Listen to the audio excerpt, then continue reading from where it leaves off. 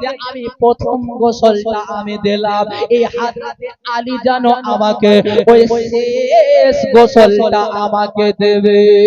নারায়ে তাকবীর, নারায়ে রিসালাত, হযরত আল্লামা মৌলানা নजीব আহমদ সাহেব কিবলা, নারায়ে তাকবীর।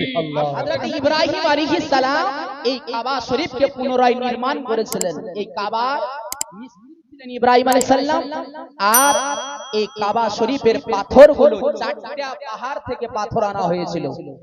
এই পাথরগুলোকে এনে এই কাবা শরীফকে তিনি নির্মাণ করলেন। সামাইনে কেরাম বাবরা ভাইরা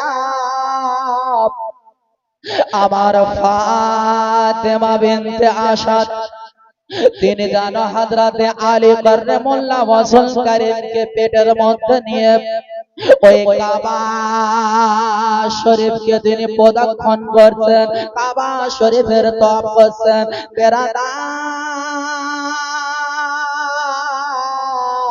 হযরতে ফাতেমা বিনতে আসাদ তিনি জানো কয়েক পাক কেন দিয়েছেন, তিনি জানো কয়েক পাক ঘুরেছেন বাবা। আর এই কয়েক পাক ঘোরার পরে হযরতে ফাতেমা বিনতে আসাদের পেটের মধ্যে যন্ত্রণা শুরু হয়ে গেল। আমার জননী মায়ে, আমার জননী মা, আমার গর্ভধারিণী মা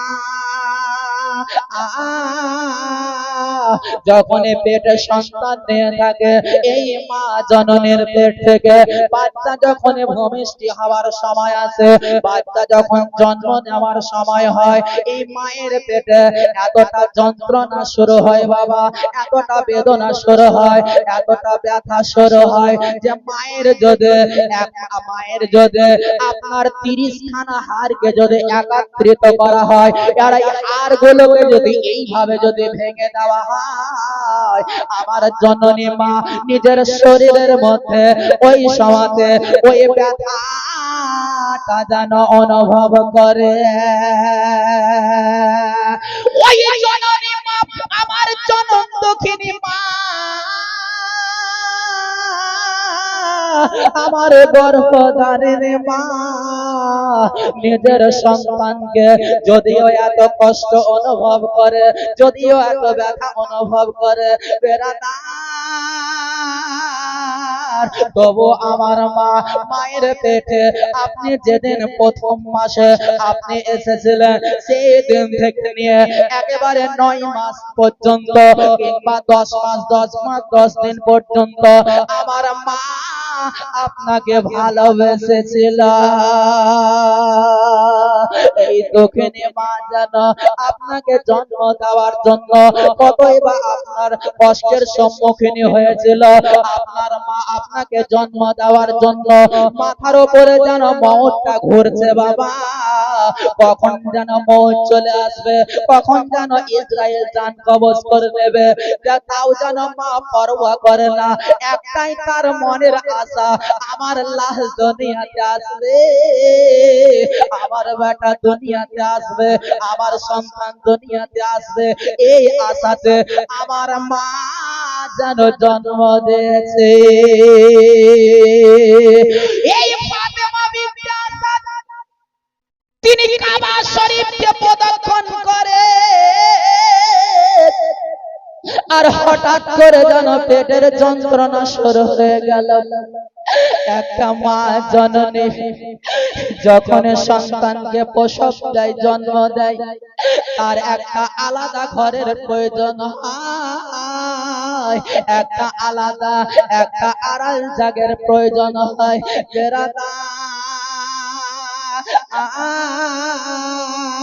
সেদিন যেন ফাতেমা বিনতে আসাদ আমার আল্লাহর কাছে দোয়া করেছিলেন, আল্লাহ গো, ওগো আমার আল্লাহ, আমি একজন অসহায় নারী, আজকে যদি শত শত মানুষের মাঝে আমার যদি সন্তান প্রসব হয়ে যায়, আমার যদি শত শত মানুষের মাঝে আমার বাচ্চা প্রসব হয়ে যায়, ওগো আল্লাহ আজকে আমি বেইজ্জতি হয়ে যাব, আমি সম্মানহানি হয়ে যাবে। আল্লাহ গো, একমাত্র তুমি সম্মানের মালিক, তুমি হচ্ছো ইজ্জতের মালিক। যাকে তুমি সম্মান দাও, যার তুমি ইজ্জত দাও, যার তুমি ইজ্জতের হানি করো, তুমি সব কিছুর মালিক তুমি। ও আল্লাহ, আজকে এই কাবা শরীফের সামনে এই হস্ত দুটোকে তুলে তোমার কাছে প্রার্থনা করে আমার সম্মানটাকে তুমি বাঁচিয়ে নাও। জোরে বলো। হযরতে ফাতিমা বিনতে আসাদ যেমনই দোয়া করলেন, ওই জামানায় কাবা শরীফের কোনো দরজা ছিল না। কাবা শরীফের কোন দরজা ছিল না, চারিদিকটা যেন বাবা আবদ্ধ হয়েছিল, বন্ধ হয়েছিল। আমার আল্লাহ জিবরিল আমিনকে বললেন, জিবরিল, আল্লাহ যখন ডাক দিলেন, জিবরিল আমিন বলছেন, লাব্বাইক ইয়া আল্লাহ। ওগো আল্লাহ, কি হয়েছে? কেনই বা তুমি আমাকে ডাক দিচ্ছো? হযরতে জিবরিল আমিনকে বলছেন, কোথায় আছো? জিবরিল আমিন বললেন, আল্লাহ সিদরাতুল মুনতাহাতে আমি দাঁড়িয়ে দাঁড়িয়ে তোমার ইবাদতে মগ্ন হয়ে আছে, আমি তোমার জিকির ও আজকারে মগ্ন হয়ে আছে। আল্লাহ বললেন, জিবরিল, তোমাকে আর ইবাদত করতে হবে না, তাড়াতাড়ি এসো, এসো গো, তাড়াতাড়ি এসো, এসো, যাও তুমি মক্কায় চলে যাও, কাবা শরীফের কাছে চলে যাও। আজকে ফাতেমা বিনতে আসাদের পেটে এমন একটা সন্তান আছে, যে সন্তানটা আজকে অলিগুলের শিরোমণি হবে। দয়াল নবী মুস্তাফাকে যেমন 1 লাখ বা 2,24,000 পয়গম্বরের সর্দার করে আমার নবী মুস্তাফাকে দুনিয়াতে আবির্ভাব করেছে, নবীকে দুনিয়াতে লিডার করে পাঠিয়েছে, নবীকে সর্দার করে পাঠিয়েছে। ওগো জিবরিল,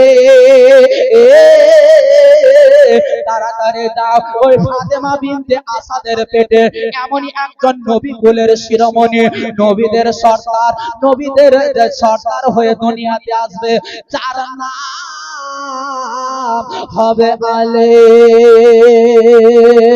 আমার আল্লাহ রাব্বুল আলামিন হযরতে জিবরিল আমিনকে বললেন, ও জিবরিল, তাড়াতাড়ি যাও, ফাতেমা বিনতে আসাদের পেটে বেদনা শুরু হয়েছে, আর না জানি কখন তার সন্তানটা প্রসব হবে, এই জন্য তুমি তাড়াতাড়ি যাও, আর তাড়াতাড়ি গিয়ে ওই কাবা শরীফের দেওয়ালটাকে ফাটিয়ে দাও।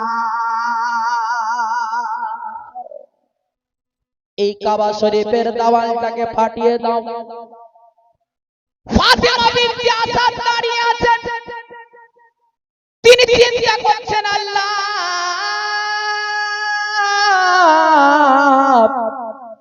আজকে আমার হয়তো বেইজ্জত হয়ে যাব। এই চিন্তার ধারা মাথায় নিয়ে ফাতেমা বিনতে আসাদ দাঁড়িয়ে আছে। হযরতে জিবরিল তিনি তাড়াতাড়ি এলেন, আসার পরে সঙ্গে সঙ্গে আল্লাহ তাআলার হুকুমে ওই কাবা শরীফের দেওয়ালটাকে ফাটিয়ে দিলেন। সুবহানাল্লাহ। কাবার দেওয়াল ফেটে গেল, কাবা শরীফের ভিতরে ঢুকে গেলেন। যেমনই ঢুকে গেলেন, আবার কাবা শরীফের দেওয়াল যেমন ছিল পূর্বে সেই রকমই হয়ে গেল। জোরে বলেন সুবহানাল্লাহ। হযরত ফাতেমা বিনতে আসাদের থেকে এই কাবা শরীফের ভিতরে একটা ফুটফুটে চাঁদের মতো ছেলে হযরত ফাতেমা বিনতে আসাদ তিনি নিজের কোলের মধ্যে পেলেন। জোরে বলেন সুবহানাল্লাহ। সুবহানাল্লাহ। একজন মা এত কষ্ট সম্মুখীন হওয়ার পরেও যখনই এই মা কষ্টটা ভুলে যায়, কেন জানেন? যখন ছেলেটার মুখটা মা যেমনই দেখে, আপনার পূর্বে যে কষ্টটা হয়েছিল এই কষ্টটা ছেলের মুখখানাকে দেখে আমার মা জননী সমস্ত ব্যথা বেদনা ভুলে যায়। জোরে বলেন সুবহানাল্লাহ। এরই নাম হচ্ছে মা। আর মাথায় নিয়ে মরণ মাগব দেখালে ভুবন, একটু জোরে বলেন সুবহানাল্লাহ। সুবহানাল্লাহ। এটা নতুন গজল আমি লিখেছি, এক জায়গাতে মাত্র পড়েছিলাম। আমার অনেক গজল আছে, নাই করে 100 গজল আমি নিজে লিখেছি, বাংলা গজল। একবার মোহাব্বতে জোরে বলেন সুবহানাল্লাহ। আরে মাথায় নিয়ে মরণ মাগো দেখালে ভবান, মাথায় নিয়ে মরণ মাগো দেখালে ভবান, তুমি আমার জান মাগো, তুমি আমার জান, তুমি আমার জান মাগো, তুমি আমার জান। জোরে বলো সুবহানাল্লাহ। আমার সাথে সাথে আপনারা নিজের মাকে জান বলতে পারবেন না? হ্যাঁ, আজকে অনেক নওজোয়ান ছেলে আছে, হ্যাঁ, এদের গার্লফ্রেন্ড যারা আছে এদেরকে দিনে কতবার যে জান বলে, কিন্তু নিজের মাকে একবারও কোনোদিন জান বলে না। হ্যাঁ, বলে কি? কিন্তু আজকে আমার সঙ্গে সঙ্গে নিজের মাকে একবার আপনারা জান বলে। মাগো তুমি আমার জান, মাগো তুমি আমার জান, মাগো তুমি আমার জান, মাগো তুমি আমার জান। জোরে বলে, মাগো তুমি আমার জান, মাগো তুমি আমার জান, তোমার কি পাতে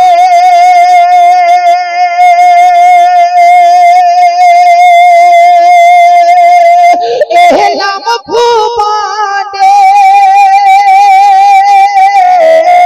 তোমায় ভুলি আমি কেমনে, দিলে পাও যদি ব্যথা ক্ষমা করো গো হেথা, দিলে পাও যদি ব্যথা ক্ষমা করো গো হেথা, নইলে মরার পরে কবর হবে সবই জাহান্নাম।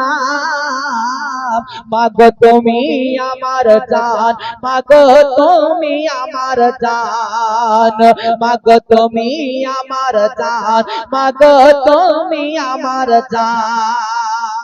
মায়ের মহব্বতে জোরে বলেন সুবহানাল্লাহ। আরেকটু জোরে বলেন সুবহানাল্লাহ। সুবহানাল্লাহ। কে মায়ের খুশিতে, মায়ের মুখে মিষ্টি হাসিতে,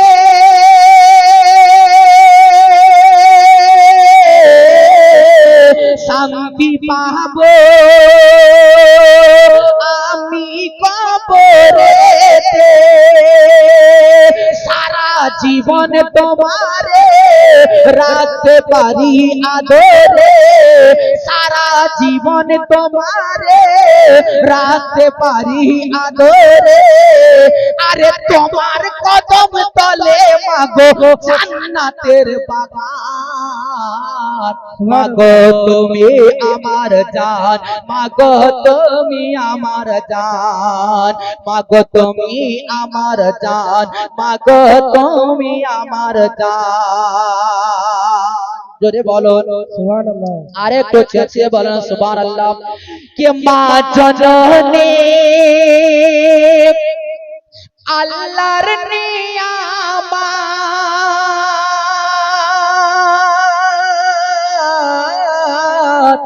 সকল মাকে খোদা করো হেফাজত,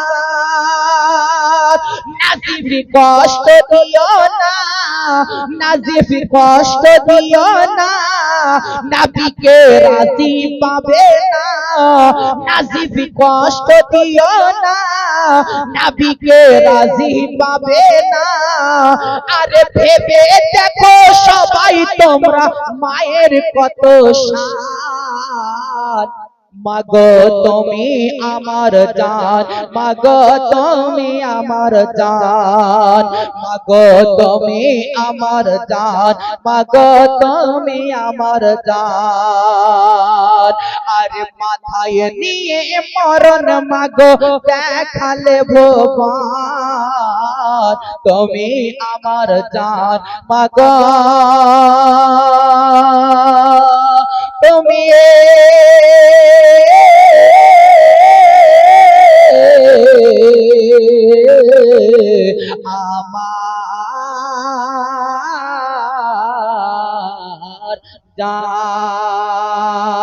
মুসলমান সাবাইনে গেরাম, আমার জনম দক্ষিণে মা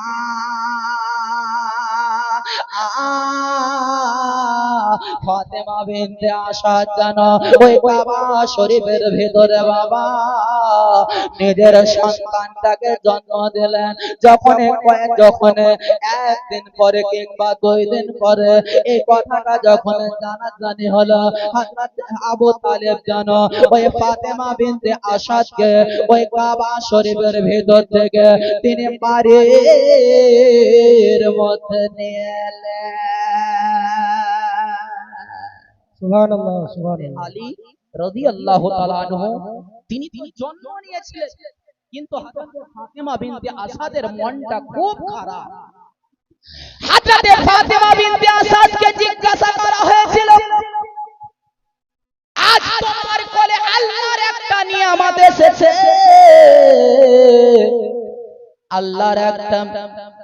আল্লাহর একটা দিন তোমার কোলে তোমার একটা সন্তান এসেছে, কিন্তু তোমার মনটা কেন খারাপ? এই ফাতেমা বিনতে আসাদ বলেছিলেন, স্বামী গো, ওগো আমার স্বামী,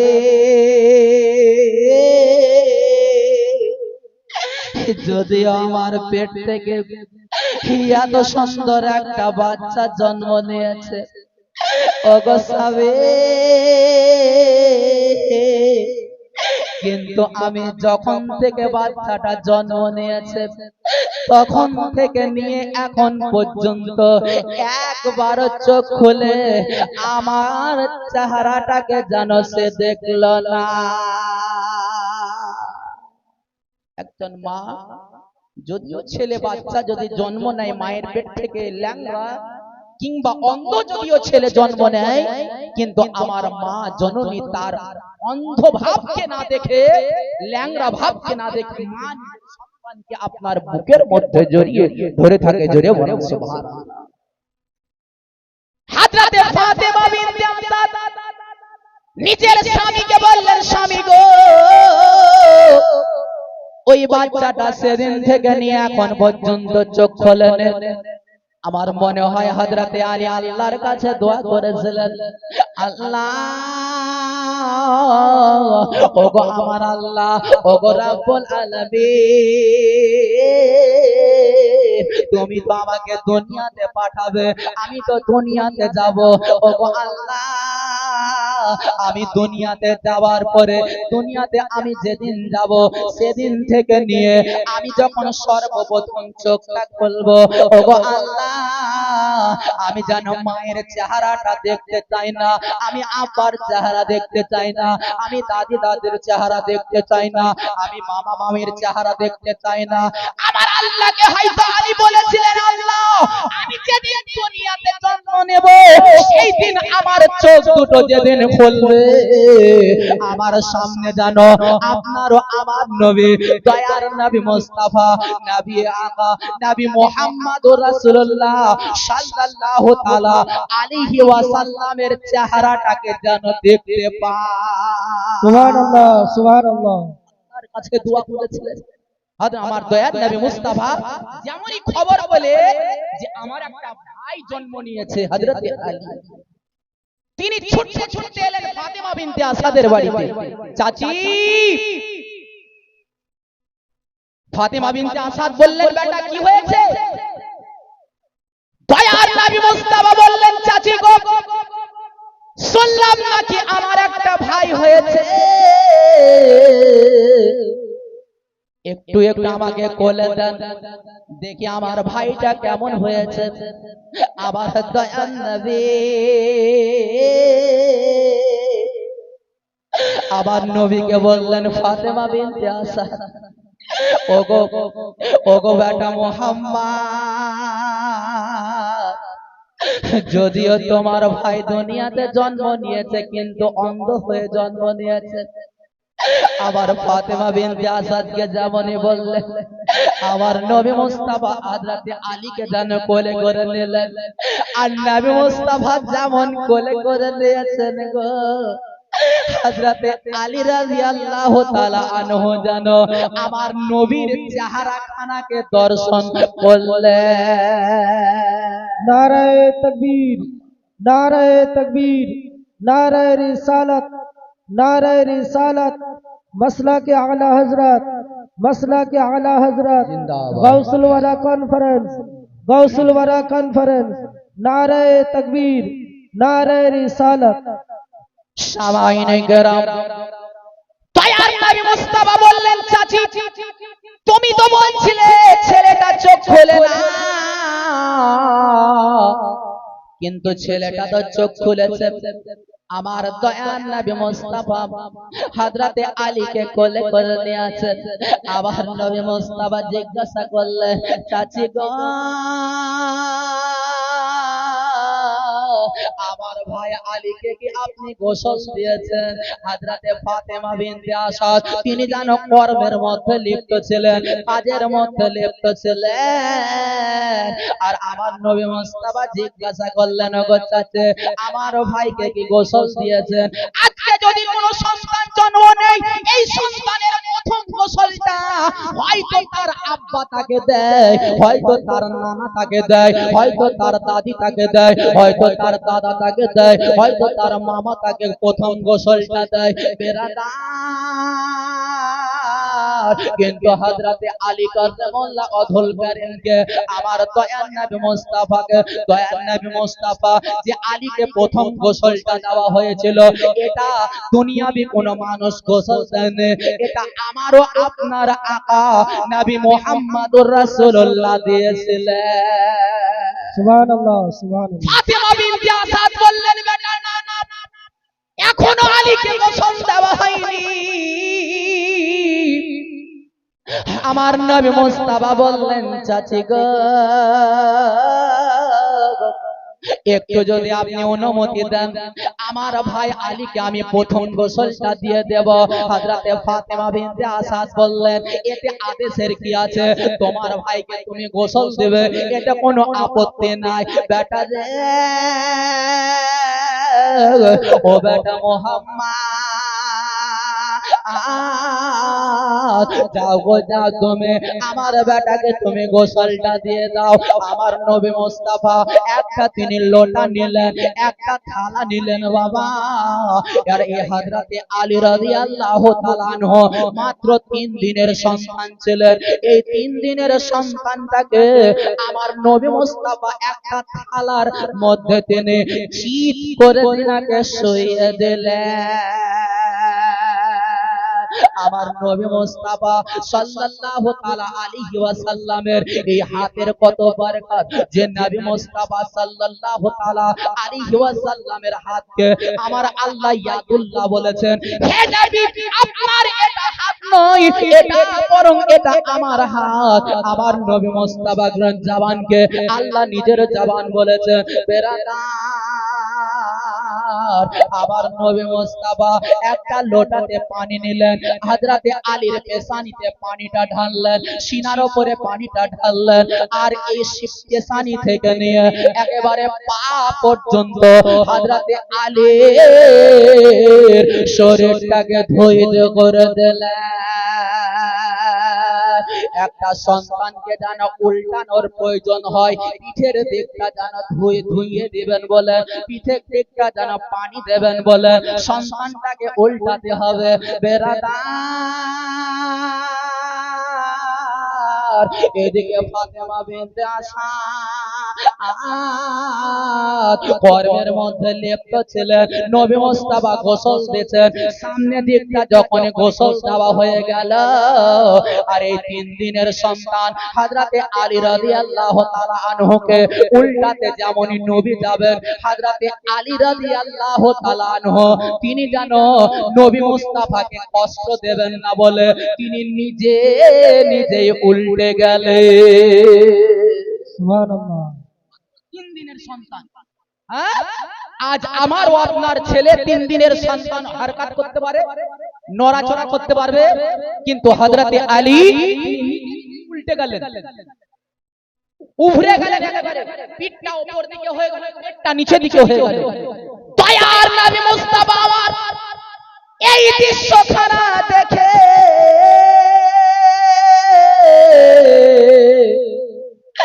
আমার নবী মুস্তাফা যেন হেবে হেবে কাঁদতে লাগলেন। আবার নবী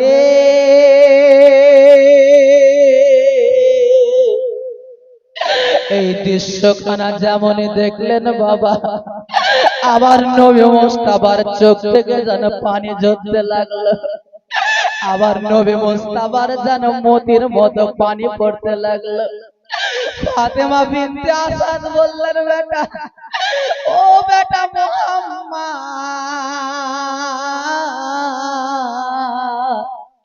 এইভাবে তুমি কেন কাঁদছো? এতক্ষণ তো আমার বেটাকে গোসল দিচ্ছিলে, তুমি তাকে খুশি খুশি গোসল দিলে, তোমার মুখে এতক্ষণ পর্যন্ত হাসি ছিল। ওগো বেটা, কিন্তু এখন তোমাকে আমি দেখছি, এইভাবে তুমি অঝর নয়নে কেন কান্না করো? আমার নবী মুস্তাফা বলেছিলেন, ওগো আমার চাচি জান, সুবহানাল্লাহ, সুবহানাল্লাহ, বহুত বহুত। ওগো আমার চাচি, যারা দাঁড়িয়ে আছেন বসে যান। চাচি গো, আমি ভলেন্টিয়ারদের বলবো যারা দাঁড়িয়ে আছে তাদেরকে বসিয়ে দিন। এই জন্য কান্না করে, এই জন্য আমি কান্না করতেছি। ওগো চাচি,